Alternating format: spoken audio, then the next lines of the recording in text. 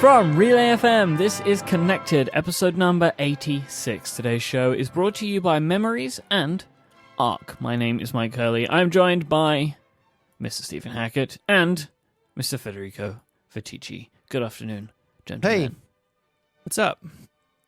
How are we all today? I'm currently on the upswing of a caffeine rush, so...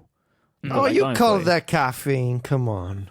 What? Come on, then. Give it to me. Come on. All right. I made myself an iced latte using an AeroPress. I'm going to put a picture in the show notes of the setup that I had going on. You see, all those words are unnecessary. You should have just made coffee. Not a nice latte with... What does it even mean? Well, what is coffee to you, then? You just straight from the source? Espresso. Yes. Right, so, but you're having an espresso, aren't you? It's a different thing. You use too many words for a beverage, Mike. This is like, so later we're going to talk about pizza, right? And in the pizza scenario... Oh my God. In the pizza scenario, lots of people agree with you, right? And they're like, pineapple is crazy and all that stuff.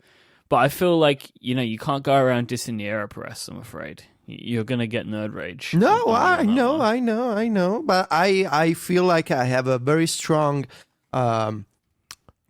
team of fellow Italians who, are very, very much in line with my thinking. So, my country is behind me, Mike. I don't doubt that at all. That sounds vaguely threatening, Federico. There are many people, wink, wink, in Italy, wink, wink, who won't be happy with what you've just said. You better... It's nice coffee you got there. It'd be a shame if you lost it. Okay, I just don't know how we turned into the podcast about pizzas and coffee, but I like it. I like it. So sounds good to me. We'll see what it takes us. That is how it goes. But before we get to pizza, we do have some of a follow-up to address. Yes, we do. And as keeper of the follow-up, I will guide us through it, whatever may come our way. We spoke about the iMac last week. Actually, I spoke about the iMac last week because... I threw some thoughts in. You threw some in. Federico just went and got a cup of coffee. So we talked about the iMac, and we had some interesting follow-up about the name. And basically, this email sort of outlined a world in which Apple would unify their naming. So they would drop the I, basically. So it'd be Mac, Mac Mini, Mac Pro, MacBook, blah, blah, blah, blah. My feeling on this is that I like the symmetry, and... I could see a world where Apple would like the symmetry, but iMac has been a brand since 1998, and I really think that back in like the early 2000s, the I prefix really stuck out more, right? You had the iBook, you had iLife. It was sort of more of a meme, and now at least the way I look at it is I look at the word iMac as just one word. I don't really view the I as a prefix to anything anymore. And I think that it's aged better than Mac OS X has aged as a name, as a branding thing. But we'll see, I guess. What do you guys think? So the I is gone, right? Like they don't use it anymore. Apple have pushed the I away, and they've basically replaced it with Apple, like the Apple logo. Right. Apple TV and Apple Watch, etc. I do see a world in the not too distant future, I think maybe within 5 years or so, that they start dropping the I from product names and just rename things. I understand that, I've said this before. I remember saying this once before on the show, and you two got really aggressively upset at me. I think that at some point they will just call the phone the Apple phone, but it needs some kind of shift. I just don't think the I will continue, and I think something that Apple have always hated is all of the products that are called I something, and other people can't call their thing Apple something because of all the trademarks that they have. Like, you just wouldn't be able to do that. So that's where I think that they're going to go, but I still think we're multiple years away from that. But Apple phone is so terrible. I know. Yeah, but so's iPhone. Like, when you really sit down and think about it, like, iPhone is not a good name. It's just the name that it is.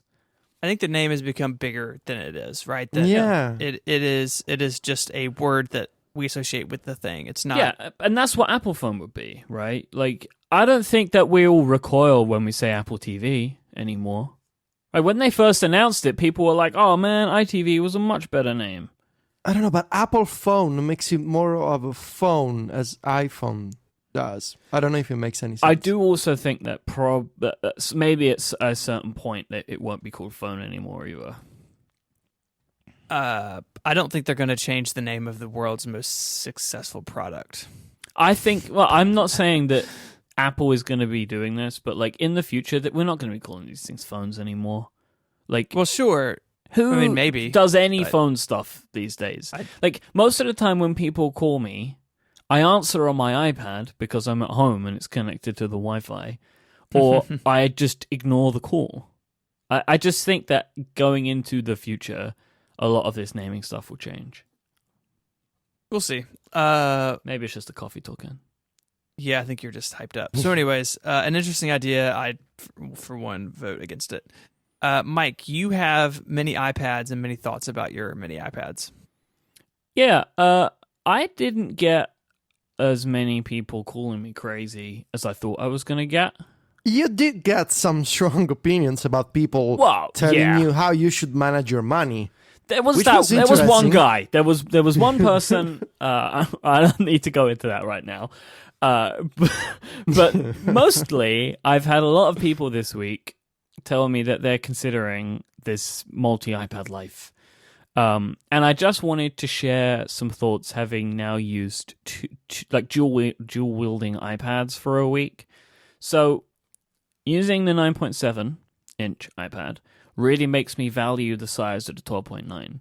Every time I pick up the 12.9 now, I'm like, oh, look how big this screen is. Like, it feels impossibly large every single time, which is great. Actually, using both of them makes me like the other one more as well, which is strange.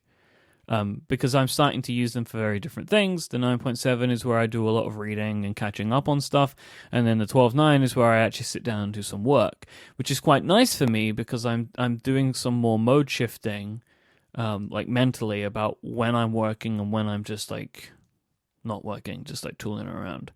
So that's quite nice, and I'm trying to find ways to kind of expand that a little bit more, maybe going a little bit closer to some of the stuff that Gray's doing with his iPads. The smart keyboard on the 9.7 does something that makes me very uncomfortable. Like when you put it into the standing mode, you know, like you flip it around and it becomes a stand. The iPad is basically vertical. Like, it doesn't go back at all. It's like you stand it up and it's like straight up, and it freaks me out every single time that it's just going to go smash right onto the front. I don't know why it's like that. The smart keyboard on the 12.9 it has way too much slack, so it goes back too far. And then the 9.7 doesn't go back at all, which is really very peculiar. I'm trying to just kind of work out where these things fit in my life, but I really do like the 9.7-inch. I love True Tone. You know, the display on this thing is insane. The colors are amazing. The True Tone is amazing. Like, it's by far and away the best screen that I've ever used on an iOS device. Can you explain that to me, Mike? Because I've seen so many people talking about the display, and it's just slightly adjusting colors. Is that really a big deal? So there is an increase in the color gamut, right? And there are certain things where I look at them, like, for example, every time I look at my home screen, it's like I've never seen a home screen look like that before. There's just something about the screen where it's like, this just looks amazing. All of the icons look better. My wallpaper looks better. You look at it and you just get this sense of like, there is something different here and I'm not sure what it is. And it's the increase of color that it has. Like there was this thing that Jason was telling me that he spoke to someone at Apple about, where there is an American sports team that has an orange jersey. I can't even remember the name of them. But the color of the jersey that it is, if you look at it on any other iPad other than the 9.7, you see it, but it's not the correct color. Only the 9.7-inch iPad can show the correct color of that jersey because of the type of orange that it is. Which is just a funny thing. And that sort of stuff I don't think is too important to so many people, like how many colors the thing can produce. But what I'm finding for me is that I'm seeing a result which is a screen that looks nicer than any other screen that I've used. And True Tone, like for everything that I like Night Shift about, I love for True Tone as well, because it does a greater job of making things calmer on the eyes, and I'm really enjoying reading stuff on the 9.7 for that reason. It's nicer to look at for longer periods of time. Would you say True Tone is just as important as the Retina display was when it launched? No. I mean, Retina was an incredible jump that we couldn't have imagined, right? Like that a screen could look that good. True Tone builds on the quality of the screen and the colors that it can produce and Night Shift. Like it builds on those together and makes things more comfortable, but it doesn't really enhance the use of the iPad in any way. Like the Retina display has really pushed them forward, and True Tone just makes the already great display more comfortable to look at. Yeah, okay. Thank you. So that's kind of where I am with it right now. I'm totally keeping the 9.7. I'm going to buy another pencil for it, so I've got everything all set up.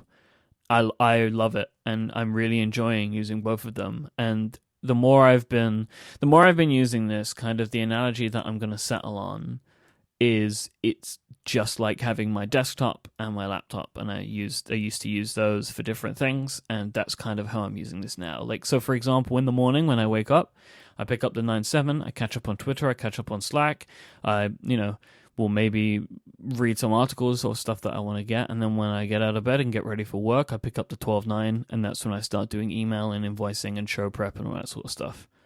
So it's working well for me. I like it. I know it's incredibly indulgent, but I like it. I have questions for you, Mike. All right, I want them. So the first thing I want to know is, do you multitask on the 9.7 with split view? In a totally different way. So okay. In the 12.9, it's very unlikely that I don't have two apps open at once. Like, just most of the time I'll have two apps open at once, because so many apps full screen just don't need to be full screen. Like, for example, Tweetbot in full screen on the 12.9, it's just too big. You don't need it. Right. So I usually will have Slack open at the same time, or something, or messages, or notes, something. I typically will have something there. The same with Slack. Like, I don't need to see that other panel all the time, so I'll typically have something open. Same with email. Like, loads of these apps, they're like, it's great that they're full screen and they're big, but most of the time you don't need that, so I have more apps open at once. On the 9.7, I use split screen, but I use it for a thing and then go back to full screen. So, for example, I might want to say something to somebody in Slack, and I'm in Tweetbot. I'll open Slack, I'll put them into split screen, I'll say what I need to say, wait for a reply, say what I need to say, and then when I'm done, I will then close Slack and go back to full screen on Tweetbot, which is something I don't do on the 12.9 because it's just too small. Everything's too small. But I actually quite like the keyboard. I make less mistakes on the 9.7-inch keyboard than I do on the 12.9. So the other thing I want to know, Mike, is after having a smaller iPad again, have you noticed aspects of iOS 9 that you maybe didn't notice when you were using the bigger iPad Pro? I notice things that are better on the iPad Pro. So, like, notification center is way better on the iPad Pro. On the bigger one. Yeah, because it's always got the 2 pane, no matter whether you're portrait or landscape. But when you go into portrait on the 9.7, it shows all of the widgets in one view, which is not what I want. Because I like the kind of the split screen view on the 12.9. The iOS home screen is way better looking on the 9.7. I mean, we know this, but it makes me realize how ridiculous it looks on the 12.9. But other than that, it really does feel to me like iOS 9 was built for the 12.9-inch iPad, not the 9.7. Just because all of the big benefits make more sense with more screen real estate. My last question, Mike, is I want to know, since now you have two iPads, have you found yourself using the smaller iPad Pro and doing things, talking to people, doing research, I don't know, and while you're doing them, you think, I should do this on the bigger iPad Pro, but now I'm using this one and I don't want to switch. I'm trying to understand if there's a pressure in switching constantly between devices that you maybe didn't know was there. There's not a pressure, but there are times where I'm like, I get into something, I'm like, this would be better on the other one, and then I just pick up the other one. Okay. Right? Because it works for me. Actually, in quite a lot of instances, they're both kind of in the same place. I've used them. I was talking about the dual display thing last time. I've used them like that. So like I'm working on something and I have both of them there so I can look at two different things that I need to look at, or three things or four things that I need to look at once. I've used them for that, which is good. But I get what you're saying. I don't feel pressure, but there are times where I'm like, I'm just going to switch from one to the other, and then I will just switch from one to the other. Mm-hmm. And that's working out. That's working out fine, in all honesty. Like I'm kind of okay with the way that is fitting for me. There's one other little thing that I wanted to mention, which is something that I'm still trying to work on, but I haven't fixed this yet. Is managing the iPads. What do you mean? Like we're going to talk about Telegram in a bit, right? And I installed Telegram on one of my iPads, and then was later on thinking about, I'm waiting on a reply and it's not coming through here. It's because I didn't have it installed on the other one. Oh, okay. Yeah. Right. So it's like, I've been thinking about maybe playing around with automatic downloads a little bit and seeing how that might work. But it's just, I'm noticing that I'm having to maintain them. And I don't know if that's going to be a problem long term, because I'm still in that like setup mode. Like I set up the 9.7 from fresh. You know what you should do? You should manage your iOS devices like a school and use the MDM tool. There's a use for your Mac Mini server right there. Because I suggested this to Gray once and he wasn't interested. But I mean, we've had Bushel as a sponsor of the show before, and this is what they do. And I've thought about looking at it, right? Because it seems like just an easy way to manage a couple of devices. I might do. I'm gonna if this continues to be a problem and something like automatic downloads doesn't work, then I'm gonna look at some like one of these MDM tools, because I feel like I could maybe hack around with that and get what I want out of it. I'm deep, man. I'm deep into this now. Yeah, I was gonna ask kind of one. It's more of a hypothetical follow-up question potentially, but say that you travel or go work at a co-working space or something like that. Which iPad do you take? Do you take both? Like, how do you see that playing out in sort of situations where you're not at home at your desk? So this is something that I was considering when I originally bought the thing, right? Which is why I put cellular on it. So I'm about to leave for Atlanta, and I have to bring my MacBook with me because I have some shows that I'll need to edit on the way. But I am only going to bring the 9.7 because in that scenario, I'm not going to be needing to do much work while I'm away, really, like because I'm going to be busy with stuff at the pen show. And this one is lighter and it's smaller, so I'm just going to bring that one. It makes more sense to me in this scenario, but let's say that I wasn't taking the MacBook with me, I would take only the 12.9 because then I don't need to worry about weight or size because I've only got one device. So I'm trying to just work out what the better pairings are, but for this trip I'm just going to take the 9.7. Okay. It's weird. It's weird, and I know people think it's weird because it is weird. But I really do feel like you did, Federico, like I am on the cusp of understanding what I believe the future of computing to be. Whether I'm right or wrong, I don't really think that matters because I'm not trying to tell people what's right and wrong. But I'm working out what's right for me, and I think that this is the future of computing for me. Don't you dare, Mike. I know. Find something that works for you and share it online. Too late. Buy all the iPads. You should have big disclaimers. This is my personal opinion, you know. And it is. Put them in your podcasts. This and is your like, articles. I'm trying to say, and you know what? In all honesty, like I've kind of been saying that, and people haven't really been freaking out at me as much as I expected that they would.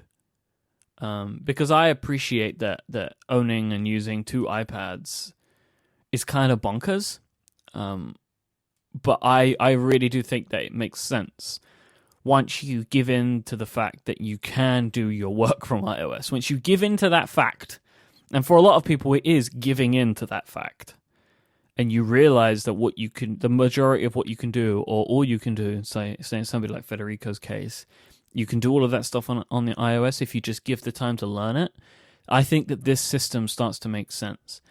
My goal for the next 6 months is to convince Federico to buy another iPad.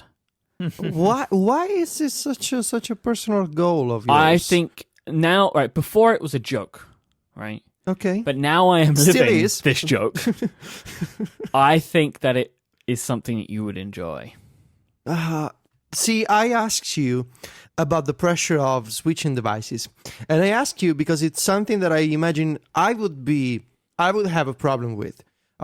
Already, I'm finding myself sometimes wondering, I'm using my 6S Plus and I'm doing things and I wonder, should I maybe pick up the iPad and just do it on the iPad? And if it's already happening with my phone and the iPad, imagine adding another iPad to the mix, and what would happen there? I think it's part of just what you eventually do, like what I'm doing, is understanding where that task should be done. And once you kind of have an idea for that, it's great. But the good thing about those two devices, those two iPads, is they're both perfectly capable to do anything that you can do on the other one. It's just, where does it feel nicer to do it? I don't know, because I would go crazy with setting up the same layouts for the home screen, the same apps, the same updates. I would really have a problem there, Mike. Like I would be. I don't know. So this is my thing, right? I'm now going to try and solve this problem, right? So I'm going to try and find a way that this works, this management of these multiple devices. That's why I'm giving myself 6 months, because I still have to work out what is the right way to go around this, because I think that you would benefit from this because of how much you move around, for example. So So what happens in 6 months? So you gave yourself 6 months for the iPad, or to convince me? To convince you. Oh, so you have 6 months to convince me. 6 months to convince you. Who told you that 6 months is enough? I feel like you just got to set a date on these things. Because if I said forever on an infinite timescale, you probably will do it, right? So I've got to set a limit on these things, and I've set 6 months. Do you have like a schedule, like a timeline? Like the first month you're gonna try a strategy, the second month you're gonna try another one? Not yet. I've literally just set the goal, so. Oh, okay. So right now, I have some work to do. Okay. Well, we'll see. I mean, well, you have 6 months until October, Mike. I have until October. Okay. Kyle, if you're out there, set up a calendar event. You know he's gonna do it. You're the arbiter in this. You one. know he's gonna do it. Yeah, exactly. I know that if anyone's going to do it, he'll be the one to do it, so I'll ask him to take care of it for me. This week's episode is brought to you by Memories. Everybody that listens to this show, I expect, will remember when the Everpix flashback feature went away. We all loved that. You know, if you go back to the prompt days, we used to talk about Everpix and we used to fawn over the flashbacks that we used to receive. And then Everpix went away and Picture Life kind of took that feature and ran with it. And now Picture Life, I don't think people like it so much. And there are a bunch of other systems and services that try to do this. But now you have an app called Memories for iOS, which gives you that feature for iCloud Photo Library. It will show you all of the photos that you've taken on the same date as the day that you're looking, grouped together by years, so you're able to travel back in time and revisit old photos that you might otherwise not ever see again. I think a lot of people listening to this show have settled on iCloud Photo Library as their method for storing their photos because it's built into all of our devices, and I think we're all pretty convinced that Apple's going to keep doing this. We're not worried that they're going to explode into a puff of smoke like Everpix did. So this is why something like Memories is a good option. You'll get a notification each day to tell you how many memories you have that day and quickly see them in a lovely Today View widget as well if you just want to get that quick boost of nice photos. If you want to see past photos from another date, you simply select the date in their date picker, swipe up to down as well to see memories for a different date. It's all very beautifully presented. Memories makes it easy to then share these photos, and if you've come across photos you'd rather forget, it's easy to remove them too. You can check it out and learn more at memories.land/connected. They have one of those cool URLs, memories.land/connected. Thank you so much to Memories for their support of this very program. All right, so we've spoken about my ridiculous buying habits, so let's talk about Stephen's ridiculous hoarding habits. How many iMacs do you own now? Because it looks like in the last week there has been some serious progression on this. There has been some serious progression. So I was actually pulling up the note during your ad read. Let's see.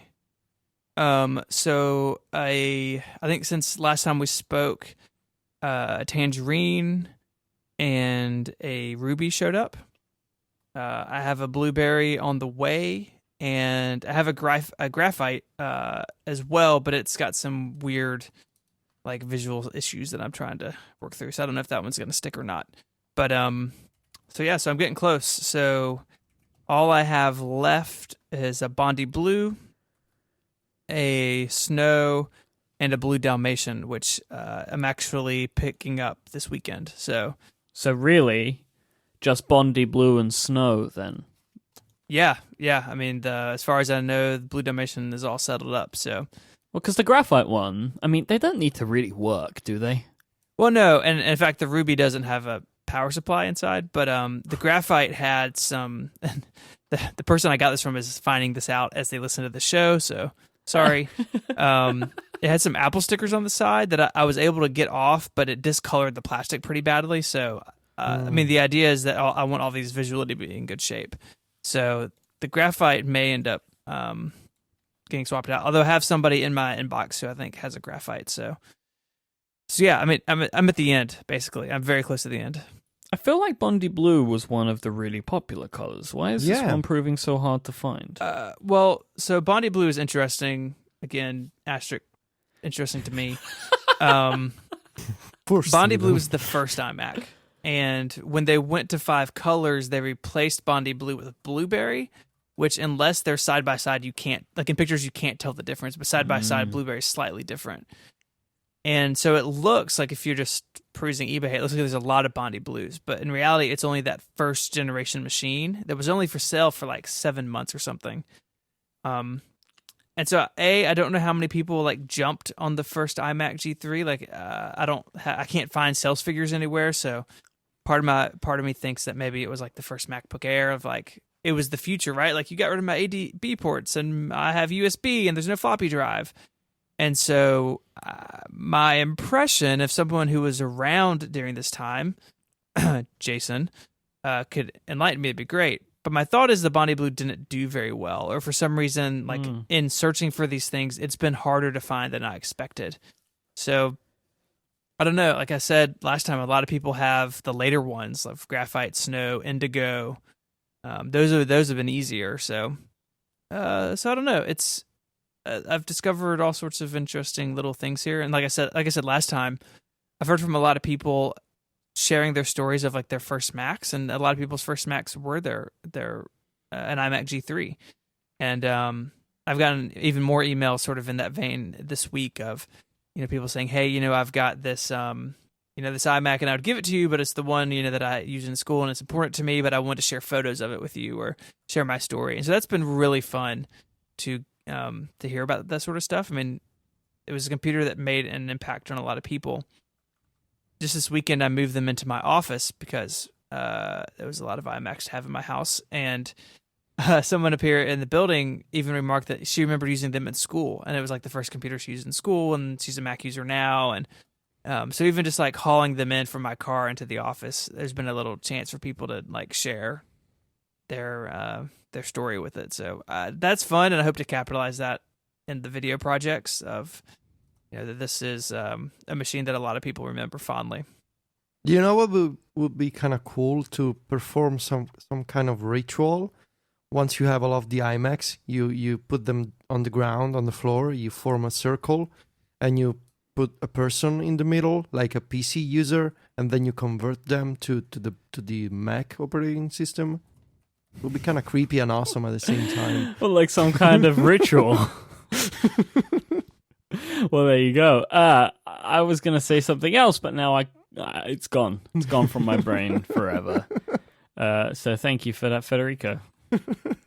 I now remember what it was. When I was 16, I had work experience, and part of my work experience, I was working at this... I don't really know what it was, like a computer center for schools that didn't have computer classes.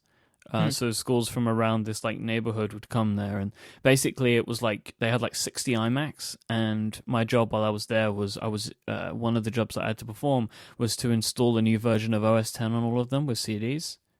Fun times. Yeah, I feel like that's something you would have loved.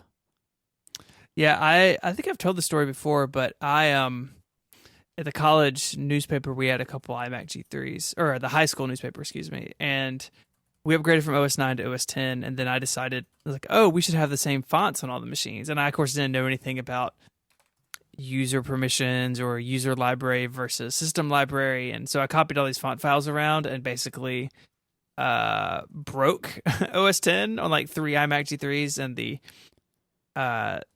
like the school district, like IT person, she was at our school a couple days a week and went to some other school. She came and got it fixed. And I remember very clearly her getting onto me for doing this, but then explaining why what I had done was a bad decision. And she didn't have to do that, right? Like she could have just fixed it or, told me not to touch it. But like to this day, like that interaction I had with her, like shaped a lot of the ways that I try to deal with technology with people who aren't as well versed in it as I am. Of just like, hey, this is what happened. This is why it would happen. So just like you guys, like, these machines mean a lot to me too, and now I've got they're sitting on a bookshelf kind of above me right now. I mean, there's like 8 of them in here now, or 9 or something. I've got a couple in my car, so it's getting crazy over here, but getting close to being done. Once you're done with this, you've collected them all, and you have completed the video project that you're working on, and probably taken a bunch of photos, what are you going to do with them? It's like sending kids off to college. That's a question I actually didn't think of until like yesterday, as I've got the Tangerine in my trunk. I was like, what am I going to do with all these when this is done? And so I don't know. I mean, I would like to say that I'm going to keep a couple of them, and maybe I'll find a good use for the others. But I don't know yet. I mean, part of me wants to keep them all, but they take up a ridiculous amount of space. I'll take a picture, so we can have for the show notes of where I have them stored right now, and it is just like, I mean, it's a lot of space. So we'll see. I guess we'll find out soon enough. Has the police ever pulled you over with all those iMacs in your trunk? Not yet. It's just a matter of time, really. It's gonna happen. And you're gonna have to come up with a good excuse, Steven. I'm a Mac historian. For some reason, doesn't sound like a good excuse to a police officer. Yeah, there is, this weird thing that happens because we share this office building with some other people. Where I brought in like 4 the other day, and I could just like feel like people looking at me as I brought them to the building. They're like, what are you doing? Like, but yeah, it's whatever. Man, this is great. This is one of the best things you've done with old Macs. Yeah, it really is. It's so entertaining and long running, and for me, it's not getting boring. No, it's not like at it all. just gets more and more crazy every time. It's fantastic. Yeah. Okay, Federico. For some reason, you've been up to something that I saw you were doing and didn't really. I don't know why I didn't pay too much attention to it until yesterday, which is playing around with Telegram. Now, when we were putting this into our document, I knew what Telegram was. Stephen had no idea what Telegram is and what you're doing with it. So could you explain, first off, what Telegram is, and then talk a little bit about what you're doing with Mac Stories? So Telegram is a mobile messaging service. It's got apps for everything, basically. It's like WhatsApp, right? If you're in Europe or elsewhere, you know what it is. It started out as an alternative to WhatsApp, really. It was made in Russia with a focus on privacy and security. One of the most distinctive features back in the day was encryption. You could have end-to-end encrypted conversations with your friends. You could have secret chats which self-destruct after a while, kind of like Snapchat, really. Now, of course, WhatsApp has a bunch of similar encryption features, but Telegram really is available on every platform. So it's on the iPhone, the iPad, Apple Watch, Mac, Android. I'm pretty sure there's a web app somewhere. It's really well done, really well polished, and they move fast. So they ship updates every few weeks. There's a major feature update. The design is very polished. It's fast. It's free, and it's kind of fun because you can. There's excellent support for inline, like in conversations, inline previews. So you can share GIFs, you can share stickers, you can install stickers from other people on the internet. You can play videos inline, like YouTube videos, right into the app. It's really fun, really polished, fast, secure. I've been meaning to. So a lot of my friends use WhatsApp, but I cannot use it because it doesn't have an iPad app, and I don't want to chat. Their web app is an The monstrosity. web app is kind of weird because it runs off the iPhone app as a local server, and you got to use it in a web browser. It's kind of weird. So I wanted to use something like WhatsApp, like person-to-person conversations or group conversations without having to invite a person every time to my Slack account. I wanted to have something like WhatsApp, which wasn't WhatsApp, and a lot of people on Twitter told me you should really check out Telegram because it's grown quite a bit since the first few years, and I'm glad I did. I've been using Telegram for maybe 2-3 months now. I've been working on a major project for Mac Stories, which should be launching really soon. All through Telegram with this other person. And the great thing about Telegram is that you can also not just talk to other people or groups of people. You can also follow channels, and channels are like you cannot talk in a channel. You can only follow.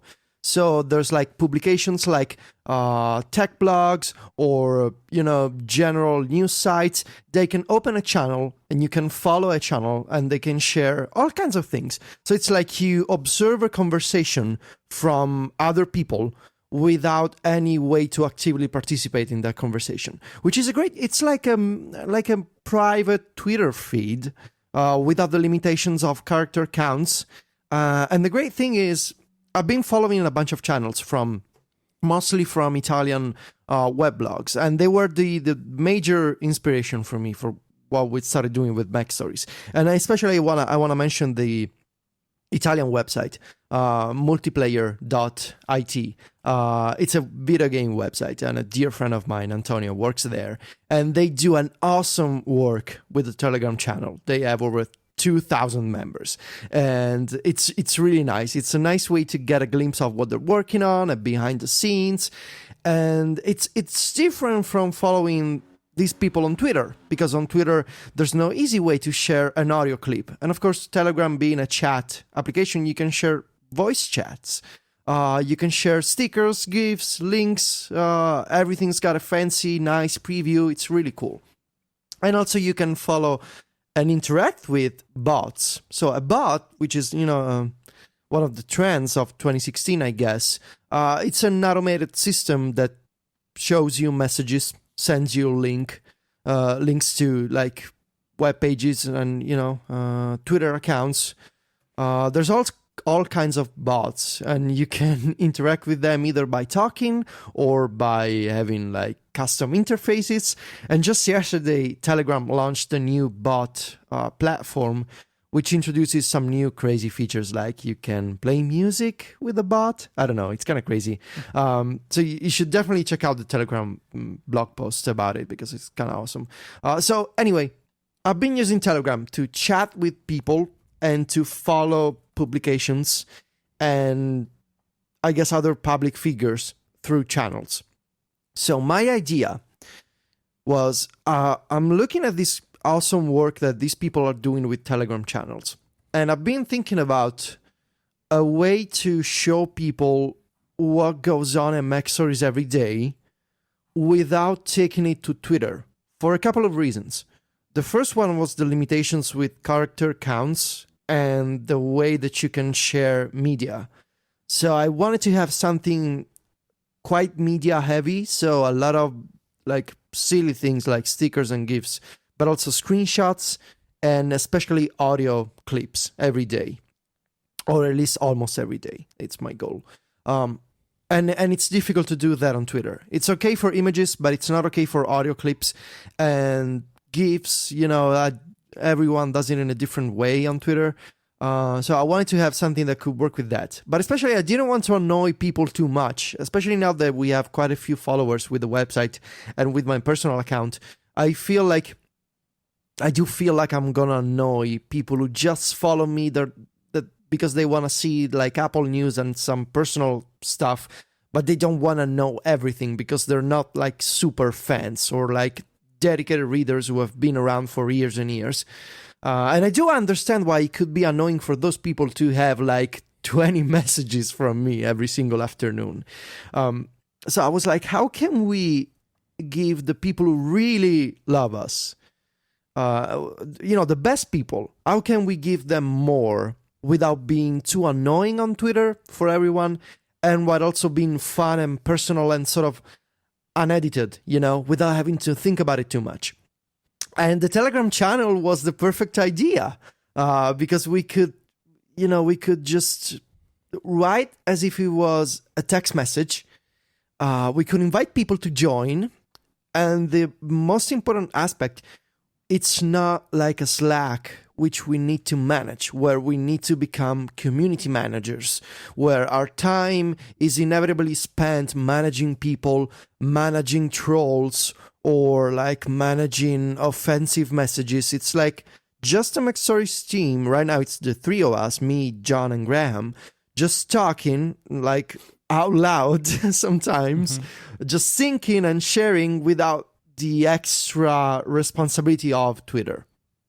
I don't know if that makes any sense, Mike. Yeah, I really like it. So I've been kind of over the last couple of days, I installed Telegram and I've been watching you guys, and it's a lot of fun to watch what goes on behind the scenes. So like with the Six Colors membership, Jason and Dan do a secret subscriber podcast, which is like this. It's like imagining there was a meeting that discusses what's going to happen on a website in a week, right? And you guys are kind of doing that every day. So there's discussions about what's coming up on the site. You give kind of like teasers of the things that you're working on. You talk about out loud some of the stuff you're working on. You did that kind of like audio message yesterday, which I really liked, where you're kind of just talking about what you're doing today and kind of saying like, this is the sort of stuff that I'm looking for and this is what I'm working on. Like, it's just a nice way to get a little bit more of what's going on behind the scenes over at Mac Stories, and I think it's really cool.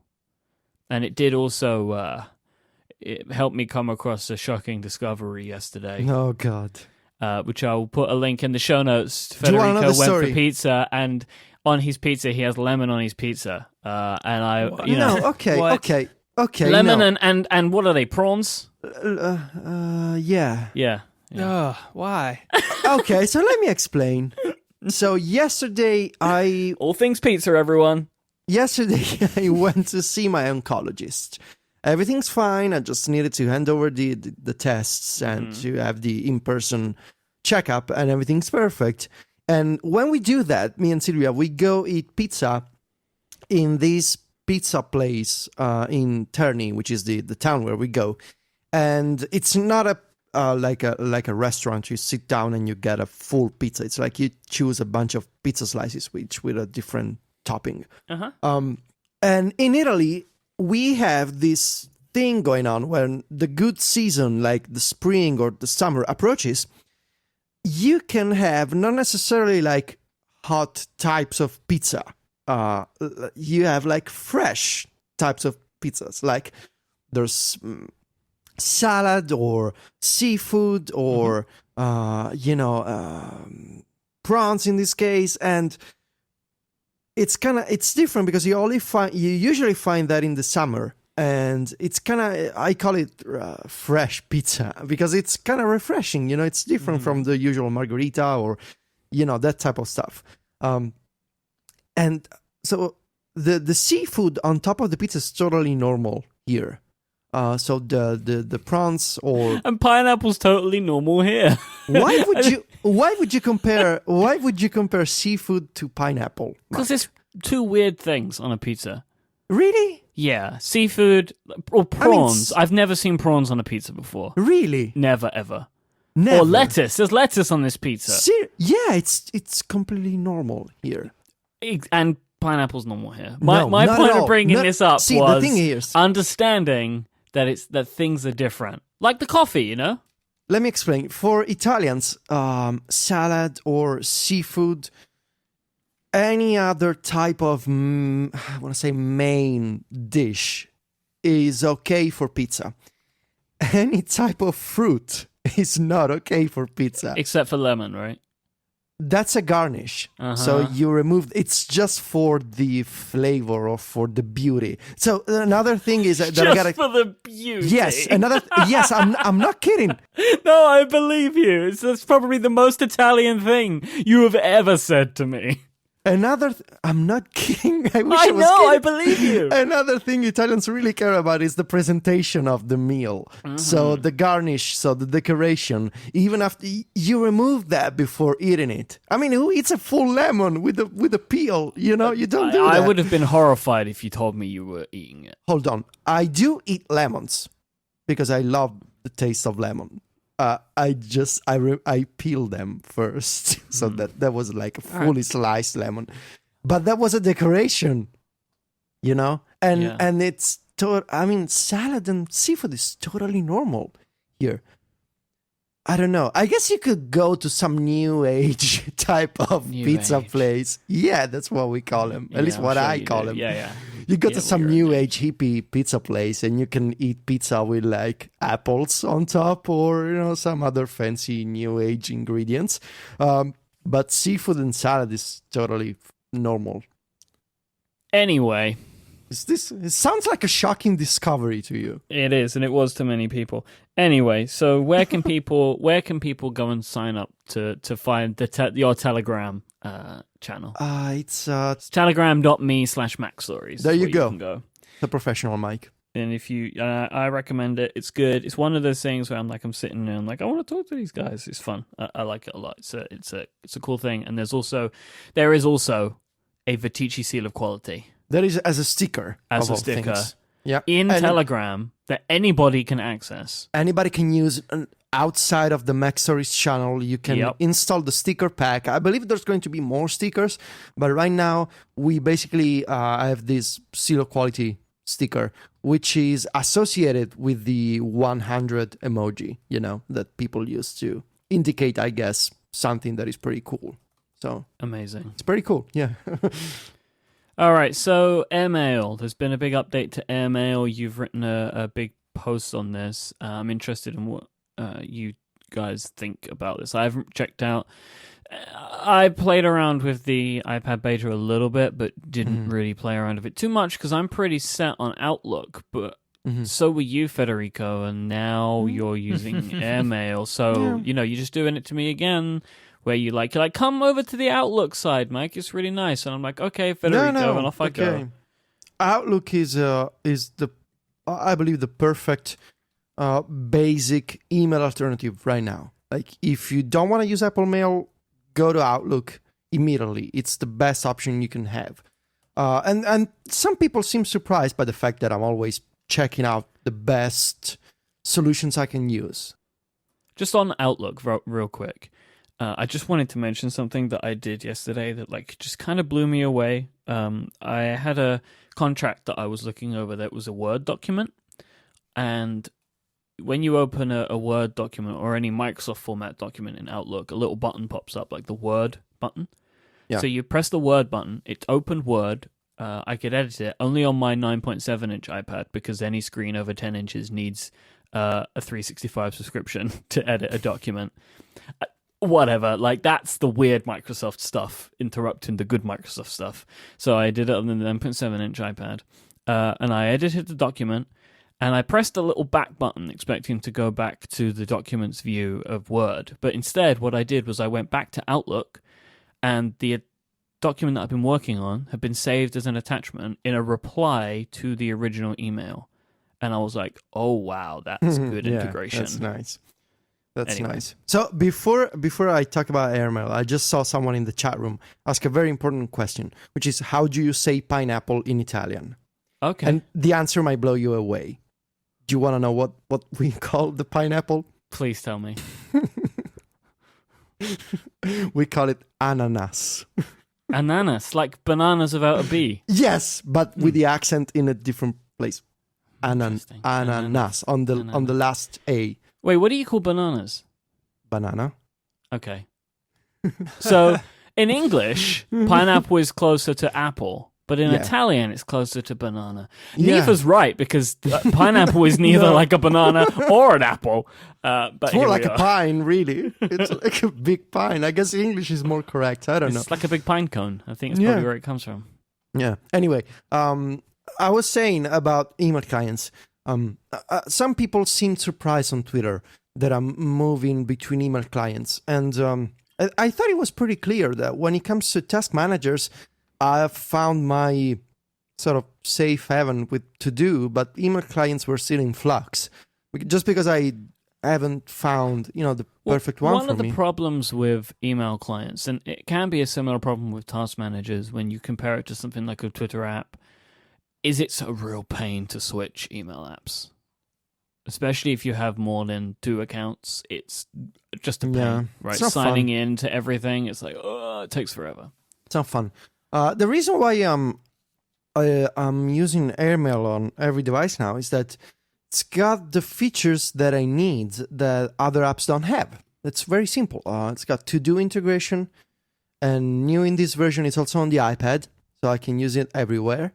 And for me, one of the most important features is I can create saved searches. So I've always been a fan of smart folders on the Mac. I always need to access messages from either some people or with a specific subject, or send to an address by another specific address. And the only way to do that is to use saved searches. And Airmail now lets me do that. And they sync with iCloud, so it's not like I need to recreate them every time. And at this point, Airmail is the best email client for me. I perfectly understand why other people are happy with Outlook, which is excellent. Let me tell you, it's a fantastic app.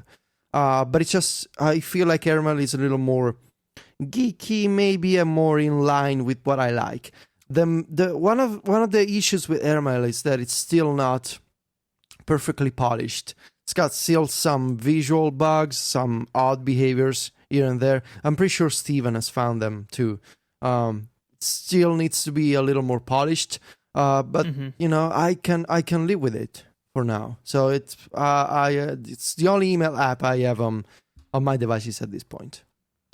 Yeah, the big thing for me with this is I've kind of come to a place where I would like features that Mail.app doesn't have, and I've used Mail.app since like 10.2. I mean, for a long time, and the big one being snoozing.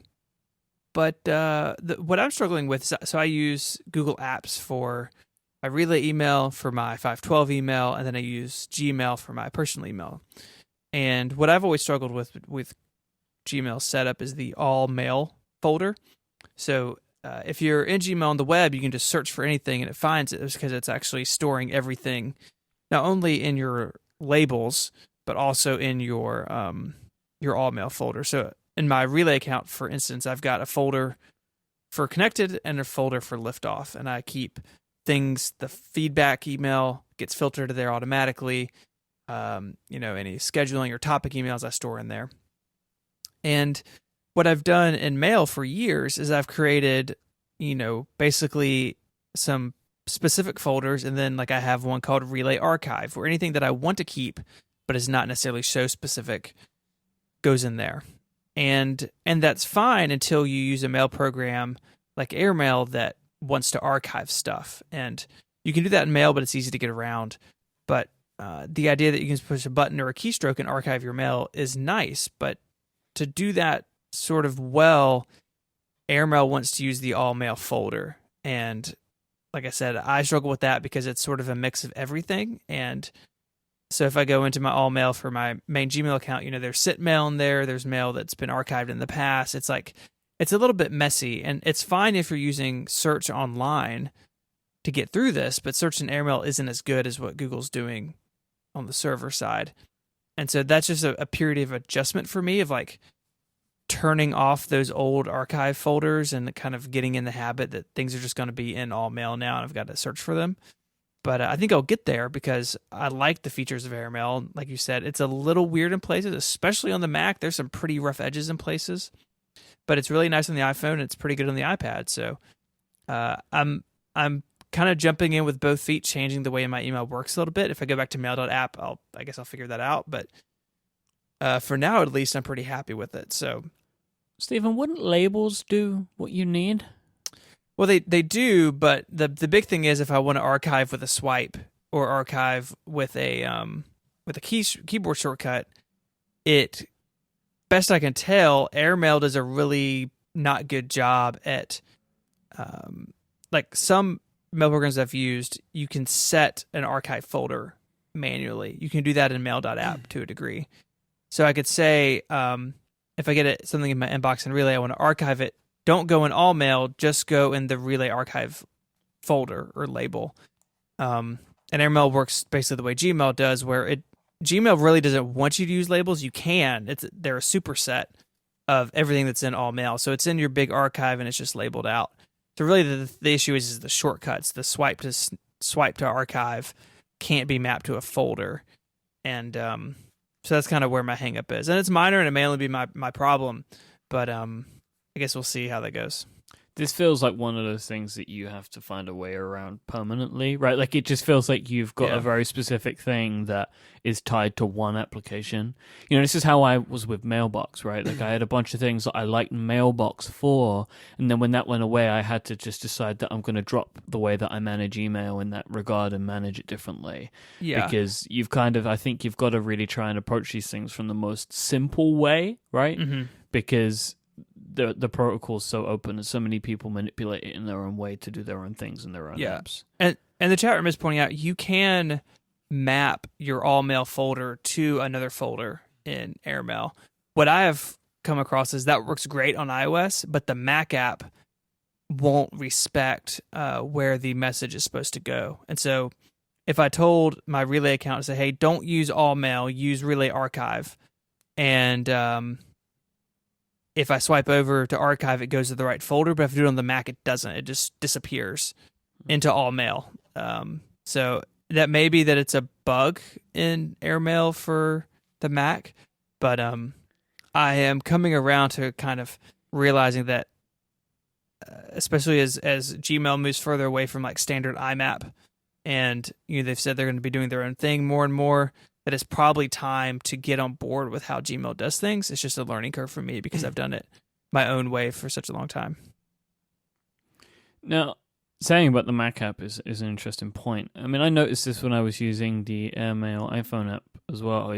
When that originally came out, it felt like there were a lot of features that weren't in parity between all the versions. Mm-hmm. Now, I'm assuming, Stephen, that have you used the Airmail Mac app any? Yeah, I've got it open right now. So, I mean, because I assume that Federico's not using it. Is that still the case? I mean, are the apps still doing things that are kind of different to each other, or are they starting to align that more? They're starting to align more. Like if you go into settings on iOS and the Mac, for the most part, things are the same. When the iOS beta started, they were crazy different, and they've been bringing them closer together. There are definitely things about Airmail on the Mac that don't feel native to OS X. Like, not that it's a Flash app or anything, but like some of its UI paradigms and the way some things work just doesn't feel quite right on the Mac. But I do think that all in all, they are definitely closer than they were. And from being on the iOS beta, at least, this is a company that is making big, like, leaps and bounds and progress in short amount of time. And I tried Airmail when it first came out, like a couple years ago, and Airmail 2 on the Mac is drastically better. And so I have faith that even though this is a it's not a Microsoft, right? It's a smaller company, that they're going to be able to get this right and move forward pretty quickly. So, Federico, when you originally reviewed Airmail, I think the way that you kind of left it was this app has got some room to grow, but there are bugs in it which mean I don't want anything to do with it, basically. Mm-hmm. What's changed? Well, the most problematic bugs got fixed. Like in the first version of Airmail, I was getting some crazy stuff, like not being able to send messages or quoting the wrong part of a message sometimes, problems with signatures. Now I'm not getting those like showstoppers anymore. It's just sometimes like a transition in the interface gets stuck, or like there's a scrolling problem, but nothing major that compromises the way that I can manage or send email. So there's a lot of bug fixes since version 1.0. And the only thing left is, I guess, a little more polish, for the animations, for the way that you can select text, but it's minor issues compared to what it used to be in the first version. Okay. Last thing that I'm interested about on this is read receipts. Now, I know in the past that you've been a little bit uncomfortable about read receipts. I still am. I don't like them. So, how do you feel about them being in Airmail? You still don't think they're a good thing? And why do you think they're a bad thing? I don't think it's a good idea, because it fundamentally changes the social behavior of email. By turning, and this is something that I cover in last night's review. Those types of features, turning email into something like messaging, it alters the very nature of email. And by having the ability to see if someone has read your message, at least for me, it increases the pressure, the social pressure, in having to, one, feel bad about knowing that the other person knows I've read their message, but I'm not replying to it. And the second is now I feel obligated to send a reply. Whereas with traditional email, there's a thin veil, I guess, of knowing and not knowing that the other person has read or not read your message. Is kind of like Schrodinger's email in a way. Once you send an email, it's both read or not read, usually. But the thing that make email read receipts different is you still don't know, though. What? So you as the recipient of the email don't know that a read receipt has been added to that email. Oh, that's even worse. No, but I mean, so like the pressure that you're feeling doesn't exist because you don't know. Yeah, but now I can just assume that everyone knows. Then you've never worked in a corporation, my friend, because this is very normal in big companies. I never have, in fact, and I never will. I know, but I get what you're saying, but this is a very normal practice, which is why you're seeing it in these email apps now. Corporations are not normal. Well, it's a different kind of normal, man. It's more normal than what me and you do. I say that. I just say, if you give someone an iPhone and you use the Mail app, there's no read receipt. And I struggle to see Apple adding read receipts anytime soon. I wonder if it's different with Exchange support. I don't know if it is. Might be. I guess I've grown up thinking that email is this thing that you just write a letter to someone and you send it out, and whatever happens next, nobody knows. And whereas, in messages and like WhatsApp and these other messaging services, it's more, it's more personal, maybe it's more direct, it's faster, and there's people just know that there's the ability to track the status of a message. With email, it's just weird, and now I feel like the Airmail team doesn't particularly like it much. It's off by default. Of course, there's a bunch of options to select whether you want it to be always on or to be asked every time. I just feel like it's maybe this is gonna sound completely wrong to people, but to me it seems a little desperate to want to know when someone has read your message. I think that in a corporate setting, I believe that there is a benefit Oh, to having read because you want to receipts. know, well, Frank from accounting has read my message. Exactly. Now, okay. And it's why, like, we talk about with FreshBooks, who's a sponsor of the show. They have a feature like this in with their invoices. It's been received, it's been opened. There are benefits to it, but I actually do agree with you in that outside of a setting where there is an explicit business relationship, read receipts can get a little bit weird because there isn't a consistency to it. Mm-hmm. When you work within a corporate email system, you understand that inside of that email system, something like read receipts might occur, right? Yeah, But I think of course. when you're going out to the wider world, it does get a little bit more tricky because there's no consistency to it. If Gmail had read receipts built in, that might be different. Yeah, because you grew up thinking that it's possible, and it's just strange to apply what makes sense in a corporate environment to other people, and especially for me, for the website, it becomes I feel bad about not having time for everyone, and I struggle with this a lot because if I feel so lucky to do what I do, and like at a very personal level, I wish I had the time to reply to every single tweet, to reply to every single email, to reply to every single message that I get from people. And I feel so bad because those people, they spend their actual time writing you an email or writing you a tweet. I mean, nobody's telling them to follow me. Nobody's telling them to send me a message. And I feel like a jerk every time that I don't have the time to reply to those people. And I try to justify that behavior to myself by saying, if I spend my days replying to email and replying to tweets and messages, I wouldn't do what those people came to know me for in the first place.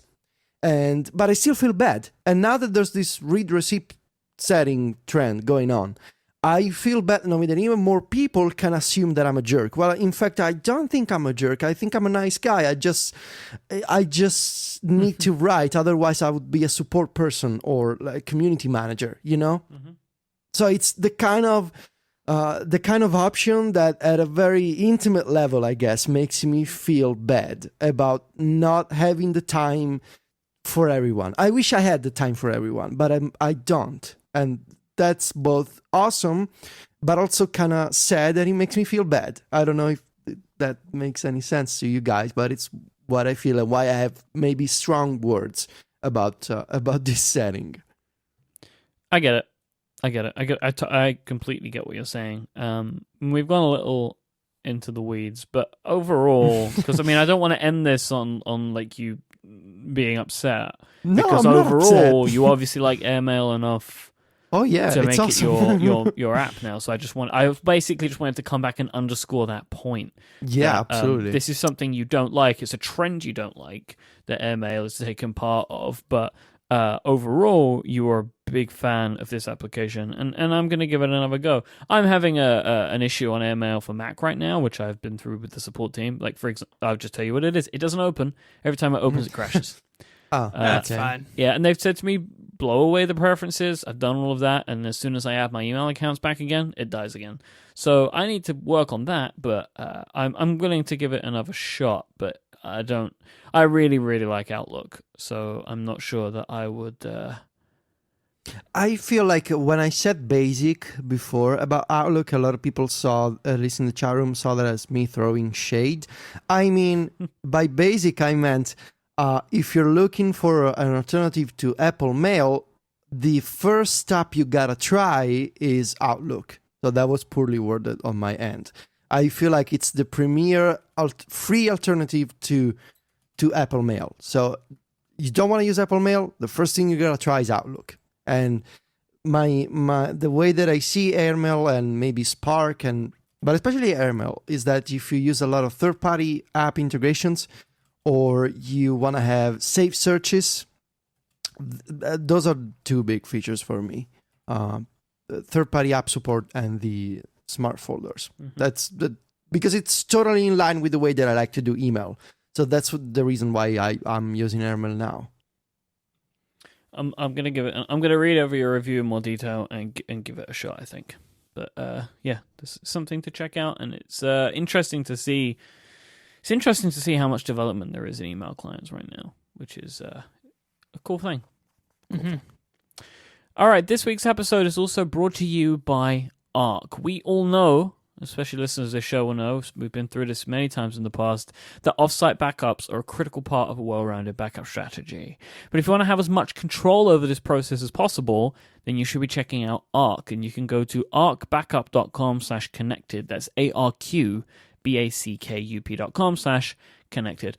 Arc backs up all of your files on your Mac or PC, including all the metadata attached to them. Everything is encrypted with a password that only you know before any of your files ever leave your computer. This means that everything is safe and secure in transit and even on the remote servers that you store them on. Arc does something special, though. It stores your backed up data in your own cloud storage account, so you keep control of your data. You can leverage all of the extra space in your Google Drive, Dropbox, or OneDrive account for your encrypted backups, or you can even back up to your AWS or Google Cloud Storage account. You can even back up to a local device like a NAS with Arc. These backups are all versioned, so you can go back in time and grab a file that's changed or has been deleted with ease. Now, actually today, as we record this, version 5 of Arc is out now, and it brings a bunch of enhancements. The app is massively faster overall. They've put a lot of work into making the app itself a better and more enjoyable experience. You have more control over network usage to make sure that you're preventing backups while tethered to your phone, for example, which is a much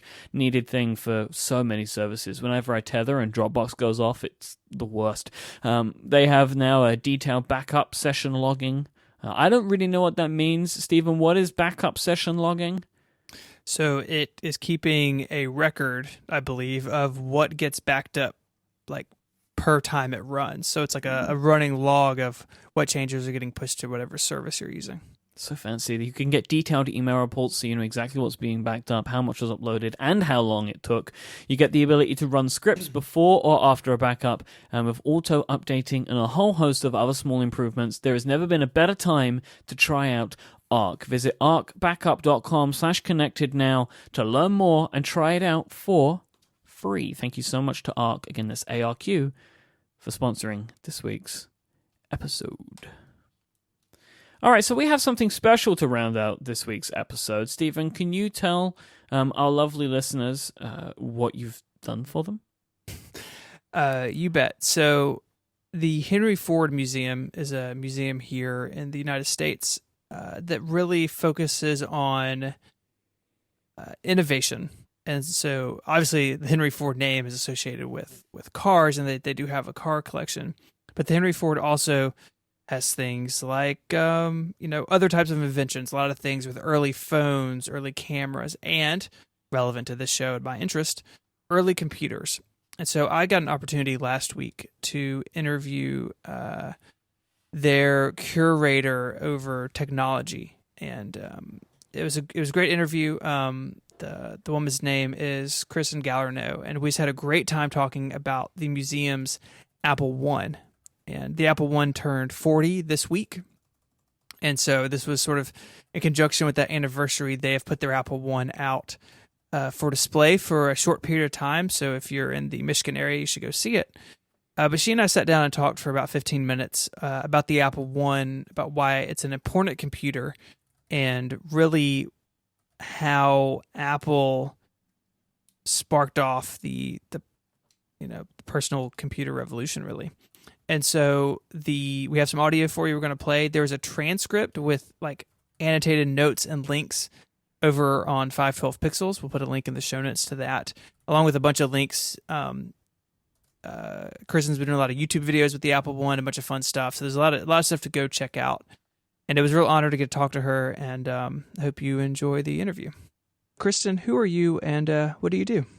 My name is Kristen Gallerno, and I'm the curator of communications and information technology at the Henry Ford Museum. So I take care of things like computers, also things like radios, televisions, things that have tubes and transistors. Definitely those are all in my collections.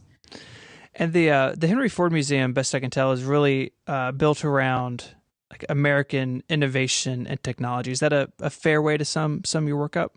Yeah, definitely fair. We're very big on the ideas of innovation and ingenuity, resourcefulness. So a lot of people think that we're just a car museum, and we do have a lot of really great cars. We're obviously invested in automotive history because of our founder, but we have very large collections of technology and design and domestic life and public life. So it's a really, it's a wide range of materials we have here.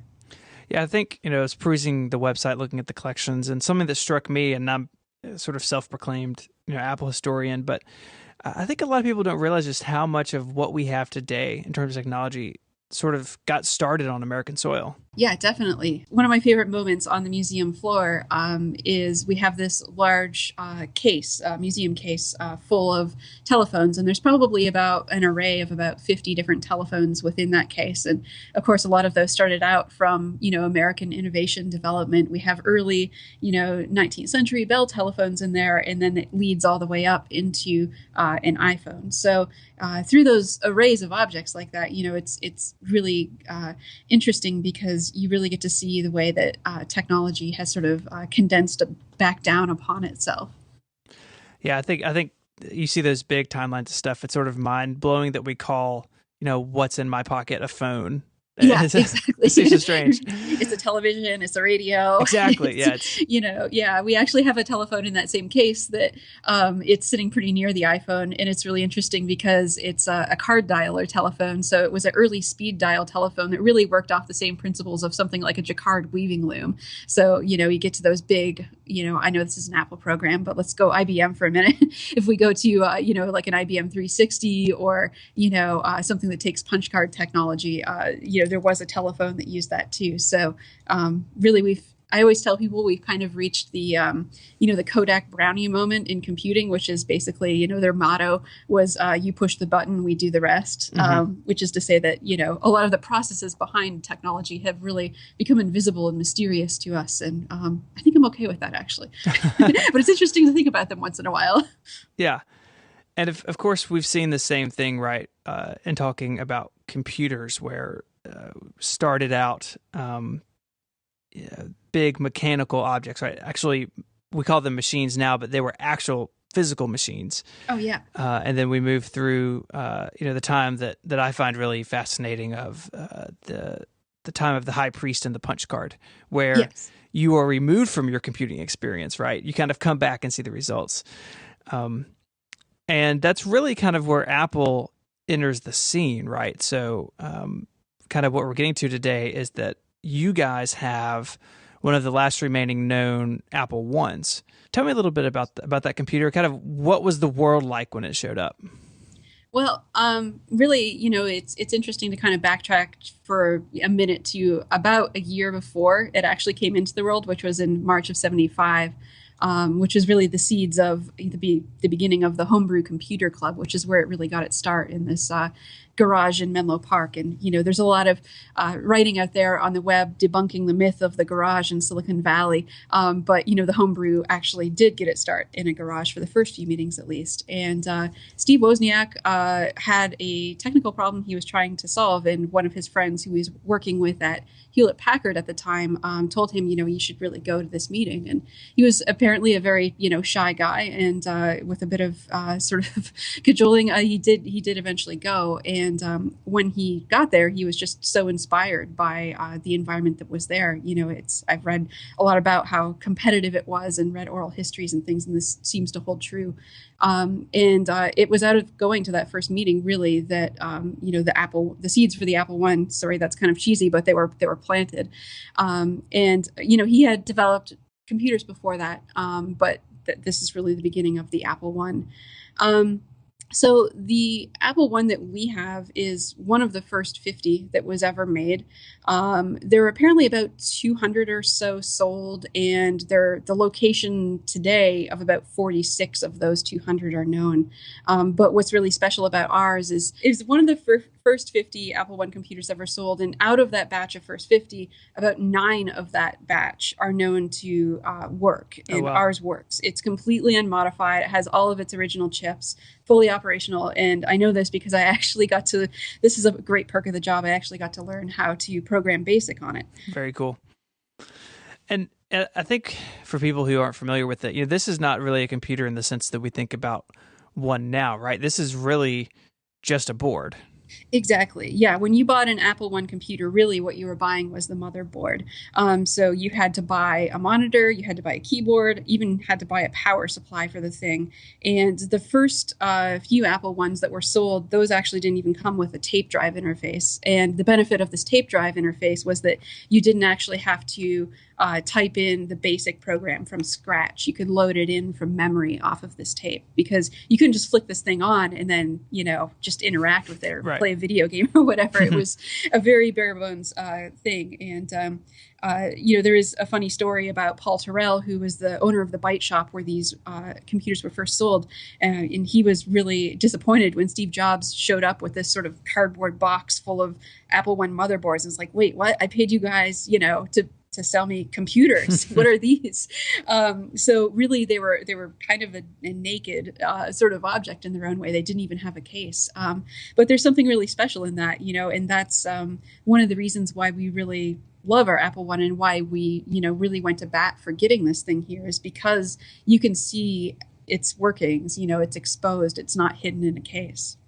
Right. I saw one in Atlanta a few years ago, and I was really struck by that, just how there's nothing else there. Everything else has been, it's not really stripped away because it hasn't existed yet. And compared to something like the Apple II, which of course, there's stories about Steve Jobs running around, yelling about the creases in the plastic, right? That put in a Right. case and have the keyboard built in. And, I've got an Apple II actually here on my desk. And even though it is an antique in every way, it still sort of looks like a computer, right? It's approachable. And I think that's one of the things that made Apple in particular so fascinating, right? That they moved very quickly from this Apple One into something that was more consumer friendly, and of course, the rest is history. But Yeah. what Yeah, what do you think the legacy of the Apple One is today? it's really hard as a museum curator to really sort of be able to put your fist down on a table really hard. I'm not going to slam my table here, but I don't want to upset the microphone. But it's really hard to get back to saying something like, no, this is the first. This is the first, Right. and this is really the beginning of something. This is the beginning of a company that is, it defines, most.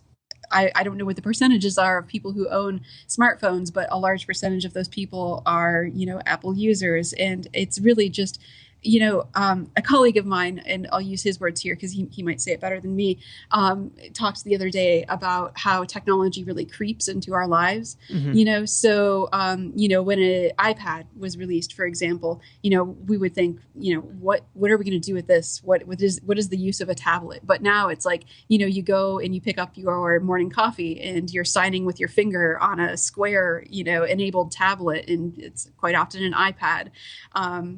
So it's just everywhere. And, as a company, Steve Wozniak and Steve Jobs in tandem, they worked together to really innovate and be, just this excellent duo. And really, in terms of history, it's like we talk about the myth of the lone genius. People, sort of like hunched over their workshop tables, poking away all night. And certainly Wozniak did that with, getting BASIC to work on the Apple One. Certainly Steve Jobs probably stayed up at night thinking about those creases in the plastic on the Apple II. But really, it's through the coalescence of people and collaboration, and that's really evident in the history of Apple. Yeah, I think that's exactly how I view it as well. That it's maybe not so much about this one particular computer, as fascinating as it is, but it's the story that it kicks off, right? Right. The idea that I think is very much at the heart of Apple, that technology can be approachable by anyone, and to do so, it needs to be well designed. Exactly, and it's very much a collective experience. It's kind of funny. The original logo for Apple, if you've ever looked at it, you can search this on the internet. It's sort of this very old school sort of pen and ink drawing of Newton sitting under an apple tree, and the quote that sort of runs around that image is "A mind forever voyaging through strange seas of thought alone," which is a Wordsworth quote.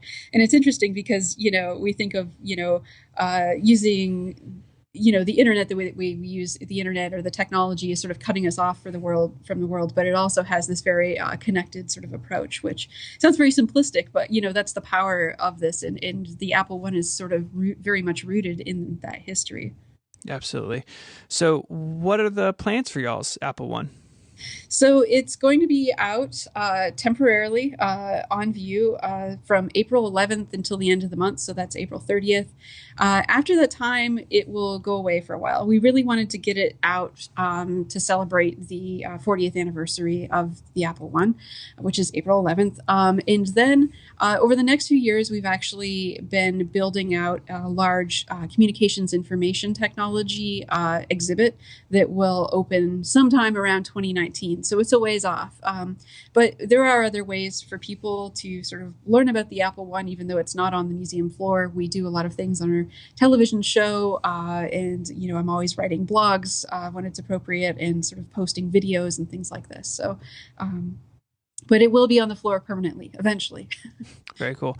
I know, just preparing for this and talking today, I've learned a lot about it. So we'll have all those links for people to go check out. And I guess thanks so much for your time today. Yeah, no problem. So I listened to the interview yesterday, Stephen, and the first reaction that I had, I mean, it's a very awesome interview, but the first thing I thought was, sounds like a pretty awesome job, and it feels like a type of career you should pursue in the future, maybe. Being a tech museum curator. It's awesome. Generally awesome. This is what Stephen can do when he retires. You can go and take your iMacs, you put them in a truck somewhere, and you open up a museum of your own. It's going to be beautiful. Yeah, it was a lot of fun to talk to Kristen. I mean, she and I really hit it off, and she's super passionate about not only the Apple One, but I think you can hear it in the interview, just the way that technology has evolved and the importance of understanding where we come from. And so I was super pumped to do it, super honored that they asked me, and I hope that people enjoyed it. So thank you to Kristen and the Henry Ford Museum. The first step towards your future career, Stephen. It all started with an interview. That brings us to the end of this week's episode. Again, thank you to Kristen Galliner and the Henry Ford Museum for giving their time for this week's show. We really hope that you enjoyed that. Thank you, Stephen, for making that happen as well. We have links in our show notes to everything we've spoken about today over at relay.fm/connected/86. I just want to thank our sponsors again, the lovely people over at Memories and Arc, for helping support this week's show. We'll be back next week, as always. You will be here. We'll be here for you. If you want to find us online between now and then, there's a few places that you can go and do that. You can head on over to 512pixels.net for Stephen's work. You can go to macstories.net for Federico, and you can go to michaelsright.com if you want to read anything that I've written. There's not many things, so it probably wouldn't take too long. You can find us all on Twitter as well. Stephen is at ISMH, Federico is at Viticci, VITICCI, and I am at iMike, IMYKE. We'll be back next time. Thank you so much for listening. Until then, say goodbye, guys. Arrivederci. Adios.